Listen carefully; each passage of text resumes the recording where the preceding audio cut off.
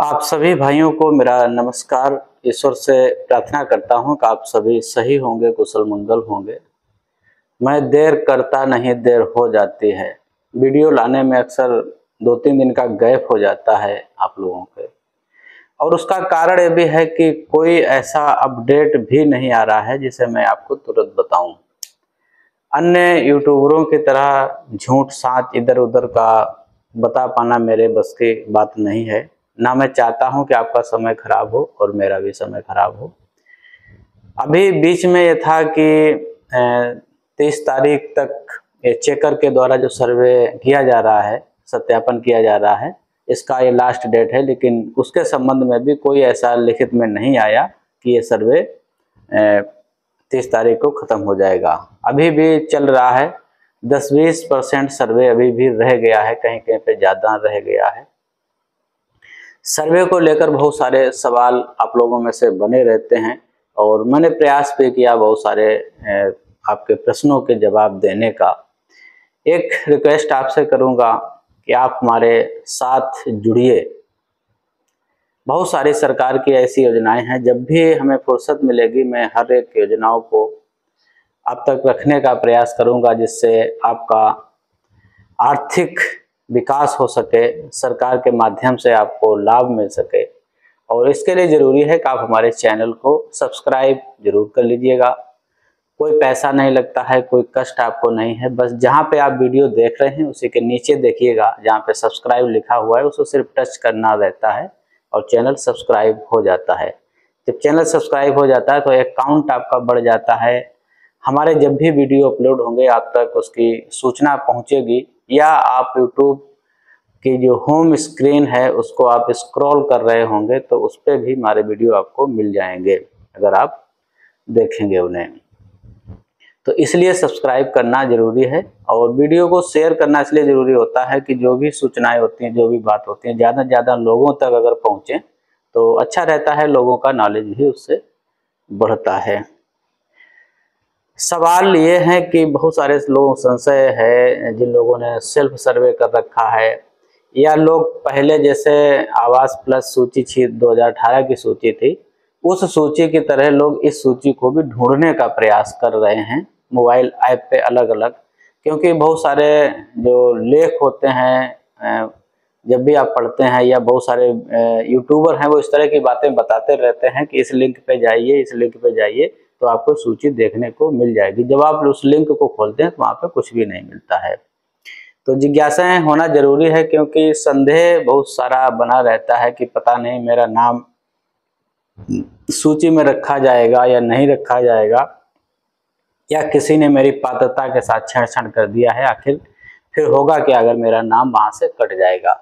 तो इसलिए आप लोग ज़्यादातर ढूंढते रहते हैं। लेकिन जो सर्वे ऐप है आवास प्लस 2024, इस ऐप में ऐसी व्यवस्था है कि जब भी सर्वेयर के द्वारा सर्वे किया गया था, सर्वे डाटा अपलोड करने से पहले तो वहाँ पे दिखता था कि जो भी सूचना भरी गई थी, लेकिन जैसे ही परिवार का डाटा अपलोड कर दिया जाता था वो सर्वेयर के ऐप से गायब हो जाता था, वो फिर उसे देखने को नहीं मिलता था।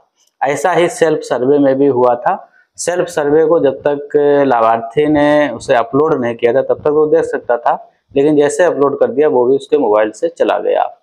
आज स्थिति वही चेकर की भी है। चेकर की सूची में जो भी नाम आ रहे हैं, खुल के आते हैं, तो उन्हें वो जब तक सत्यापित करता है और अपलोड नहीं करता तब तक वो दिखता है। जैसे अपलोड कर देता है वो सारा डाटा फिर वहाँ से चला जाता है, कुछ नहीं दिखता है। तो ये सारा एक सरकार के द्वारा, ऐप के द्वारा मैनेज किया गया सिस्टम है, जिससे कोई किसी के साथ कुछ ऐसा ना कर सके कि हम तुम्हारा नाम शामिल करा देंगे, हम तुम्हें आवास दिला देंगे, तुम्हारा नाम इस सूची में है। तो इस बहुत सारी चीज़ों से बचने के लिए ऐसी व्यवस्था की गई है कि कहीं भी डाटा उसका अभी शो नहीं हो रहा है। रही वेटिंग लिस्ट के नाम, जो नाम आएंगे आवास की पात्रता सूची के लिए, जो वेटिंग लिस्ट बनेगी उसके लिए अभी समय लगेगा। मैं तो यही मानता हूं कि अगस्त अब शुरू हो गया और सितंबर तक अगर भी सूची आ जाए तो एक बड़ी बात है, क्योंकि अभी बहुत सारा काम उस पर होना है। जीरो पावर्टी की भी बात करना साथ साथ में जरूरी है कि जीरो पावर्टी के जो आवास के लाभार्थी सर्वे किए गए हैं उत्तर प्रदेश सरकार के द्वारा, और उनका सर्वे प्रधानमंत्री आवास योजना का जो नया ऐप है आवास प्लस सर्वे ऐप पे भी किया गया है। लेकिन सरकार की प्राथमिकता के अनुसार ऐसे लोगों का सर्वे कराया गया है जिनके पास अपना घर नहीं है जीरो पावर्टी आवास योजना के लिए, और सरकार के द्वारा ये कहा भी गया है कि उनको हम पूरी तरीका से संतृप्त कर देंगे। हो सकता है 25-26 में ही जीरो पावर्टी के सारे लोगों को आवास मिल जाए। अब बजट की बात आती है। अगर केंद्र सरकार राज्य सरकार को इतना बजट देती है, एक चीज आप ये समझ लें कि जैसे जो भी लागत होती है आवास की उसमें 60% केंद्र सरकार का पैसा होता है, 40% राज्य सरकार का होता है। अगर जैसे केंद्र सरकार अपना पैसा शेयर दे देती है, राज्य सरकार के पास भी उतना पैसा होना चाहिए देने के लिए। लेकिन अक्सर होता यह है कि राज्य सरकारें जो हैं डीपीआर बना के भेजती हैं, प्रोजेक्ट बना के भेजती हैं कि हमें इतने लोगों का पैसा आवास का देना है, तो जो केंद्र सरकार होती है उसी आवास हिसाब से आवासों के लिए पैसा आवंटित कर देती है। एक समस्या आएगी यहाँ पे, वेटिंग लिस्ट में अगर जीरो पावर्टी आवास के जो लाभार्थी हैं उनके नाम अगर सूची में नीचे चले गए तो फिर उनको आवास कैसे दिया जाएगा। तो इसके लिए सरकारें जो है विशेष प्रावधान कर सकती हैं, आदेश लाके, शासनादेश लाके वेटिंग लिस्ट में कहीं भी उनके नाम नीचे पहुंच जाएंगे तो उनको उठा के ऊपर लाया जाएगा और उनको आवास दिया जाएगा। बाकी एक बात और आती है, कई लोगों ने आप में से सवाल किए हैं कि नया लक्ष्य कब आवंटित होगा। तो ये थोड़ा कहना मुश्किल है अभी, इसलिए कि कोई इस संबंध में जब तक वेटिंग लिस्ट फाइनल नहीं हो जाती है, सरकार को पूरी एक संख्या नहीं मिल जाती है कि हमें इतने लोगों को आवास देना है और इतने वर्ष में देना है, तब तक ये नहीं कहा जा सकता है कि नया लक्ष्य कब आवंटित होगा। लेकिन ये निश्चित है कि अक्टूबर नवंबर तक नया लक्ष्य आवंटित हो जाना चाहिए, और उस आवंटित लक्ष्य में किन लोगों को पहले आवास मिलेगा ये भी मुश्किल है कहना। जो वेटिंग लिस्ट में ऊपर आएंगे उन्हीं को पहले मिलेगा, लेकिन बहुत सारे लोग इंतजार कर रहे हैं कि हमको अगर पहले मिल जाए तो ज़्यादा ठीक रहेगा। तो ये समय की बात है, वेटिंग लिस्ट आएगी उसमें आपका नाम कहाँ होगा ये उस समय ही पता चलेगा, बाद में अभी फिलहाल कुछ नहीं जान सकते हो। एक आप में से एक लोगों ने पूछा था कि अगर अपात्रों की शिकायत करनी है तो कहाँ करें। इसके लिए खंड विकास अधिकारी हैं, अगर वहाँ ना सुने तो मुख्य विकास अधिकारी हैं, परियोजना निदेशक हैं, जिला विकास अधिकारी हैं, जिला अधिकारी हैं, जिला स्तर के अधिकारी हैं, ये आपकी बात सुनेंगे, आप इनको एप्लीकेशन देंगे, लेकिन ये साबित करना होगा कि किसी भी व्यक्ति का गलत सर्वे किया गया है और ये अपात्र है।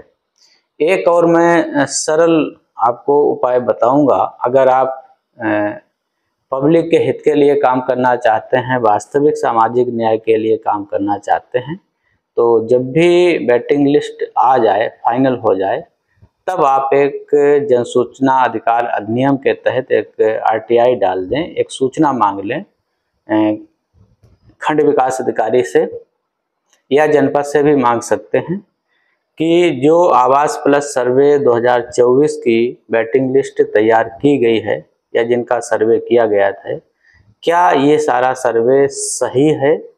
संख्या भी पूछ लें कि कितने लोगों का सर्वे किया गया था, कितने लोग इसमें पात्र पाए गए।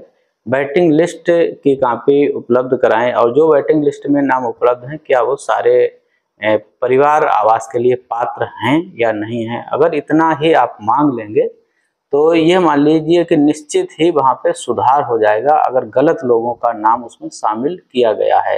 क्योंकि कोई भी अधिकारी जवाब देने से पहले पूर्णतया वहाँ पे संतुष्ट हो जाना चाहता है कि आखिर हमसे कोई गलती ना हो, जो हम सूचना दे रहे हैं वो सही हो। तो एक आप आरटीआई मांग सकते हैं आवासों के सर्वे के संबंध में, पात्रता के संबंध में, उन्हें जवाब देना होगा।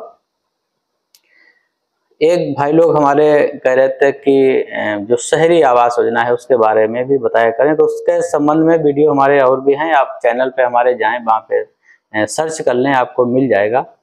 और शहरी आवास योजना जो है, प्रधानमंत्री आवास योजना जिसे अर्बन बोलते हैं, अभी कुछ दिन पहले उसके लिए कुछ पैसा भी आवंटित हुआ है। जो वहाँ पे लंबित आवेदन होंगे शायद उनको पैसा वो दिया जाए, सैंक्शन होगा। शहर में मुख्य रूप से एक BLC जिसे बोलते हैं, बेनिफिशियरी लेड कंस्ट्रक्शन, वो जो योजना है वो उन लोगों के लिए है जिनकी आमदनी 0 से 3 लाख रुपए वार्षिक है। EWS आर्थिक रूप से कमजोर वर्ग उनको बोला जाता है। तो ऐसे में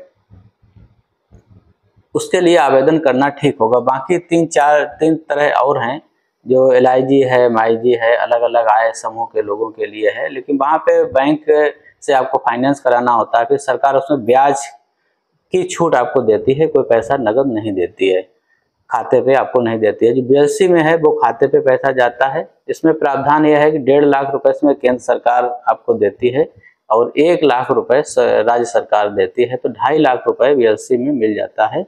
अगर राज्य सरकार के लिए अनिवार्य नहीं है लेकिन समझती है तो राज्य सरकार देती है, लेकिन 1.5 लाख रुपए मिल जाता है हर हाल में।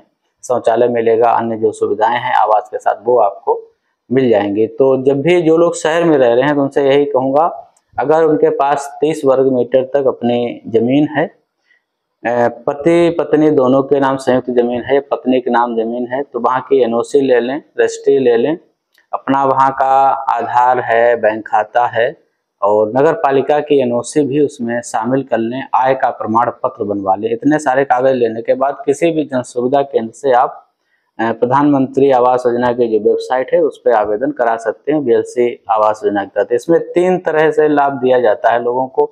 एक तो नया निर्माण, जैसे बिल्कुल ही नहीं वहाँ पे बना हुआ है तो उसका नया निर्माण कराने को दिया जाता है। दूसरा, अगर कुछ बना लिया है तो उसे और बढ़ाने के लिए आवास दिया जाता है पैसा, या पहले से बना हुआ है, खराब है, जर्जर है, तो उसके मरम्मत के लिए भी उसमें प्रावधान होता है। तो 3 तरह से BLC का लाभ दिया जाता है और सरकार का बड़ा जो लक्ष्य होता है वो BLC के लिए होता है, क्योंकि ज़्यादातर लोग उन्हीं लोगों को आवास दिया जाता है जिनके पास नहीं है। बाकी जो बैंक से फाइनेंस करा लेते हैं ब्याज, तो उन लोगों को ज़्यादा इससे लेना देना नहीं रहता है। तो ये कुछ बातें थी जो आपके लिए रखें और समझिएगा इस चीज़ को। वीडियो को हमारे शेयर करिएगा, चैनल को सब्सक्राइब करके जाइएगा।